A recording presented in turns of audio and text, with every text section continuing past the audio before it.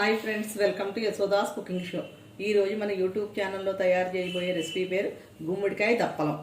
దానికి కావాల్సిన ఇంగ్రీడియంట్స్: సూర్య గుమ్మడికాయ 4 ఉల్లిపాయలు తీసుకున్నాను, మిక్సీ పట్టాను.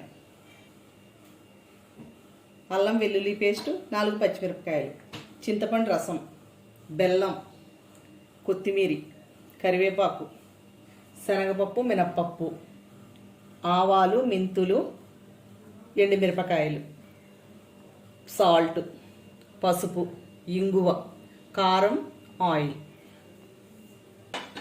బాణీ పెట్టి స్టవ్ వెలిగిస్తున్నాను. ఆయిల్ వేస్తున్నాను.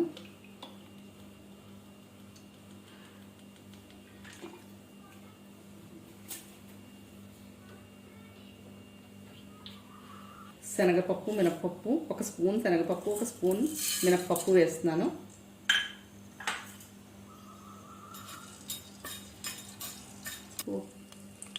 శనగపప్పు, మినప్పప్పు గోల్డ్ కలర్ వచ్చిన తర్వాత ఆవాలు, మెంతులు, ఎండుమిరపకాయ ముక్కలు వేయించుకోవాలి.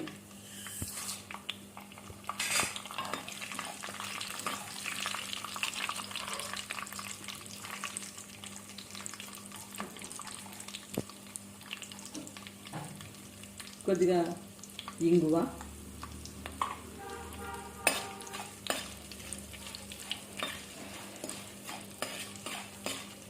పోపు వేగింది. మిక్సీ చేసుకున్న ఉల్లి ముద్దను వేస్తున్నాను.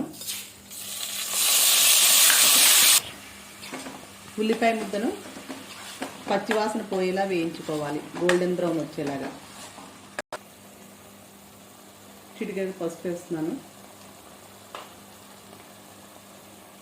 4 పచ్చిమిరపకాయలు వేస్తున్నాను. అల్లం వెల్లుల్లి పేస్ట్ వేస్తున్నాను.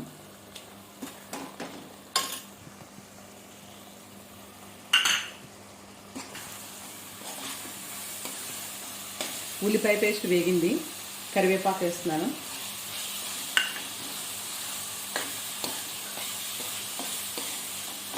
ముందుగా నానబెట్టుకున్న చింతపండు రసాన్ని వేస్తున్నాను. మన పులుపుకు తగినట్టుగా చింతపండు రసం వేసుకోవాలి.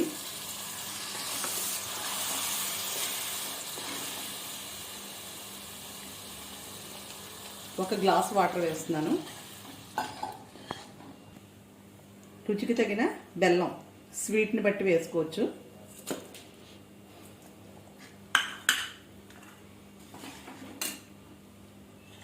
ఒక స్పూన్ కారం వేస్తున్నాను. రుచికి తగిన సాల్ట్.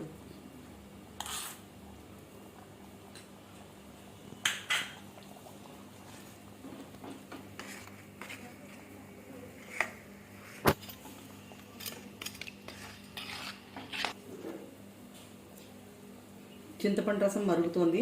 తరిగిన గుమ్మడికాయ ముక్కల్ని పులుసులో వేస్తున్నాను. ఇవి బాగా ఉడకనివ్వాలి.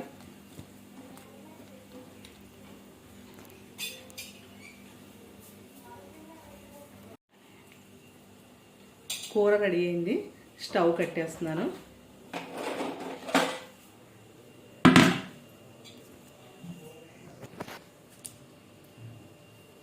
గుమ్మడికాయ దప్పలం రెడీ అయింది. ఇలా దగ్గరగా అయ్యేలా ఉడికించుకోవాలి. ఒక సర్వింగ్ బౌల్లోకి తీస్తున్నాను.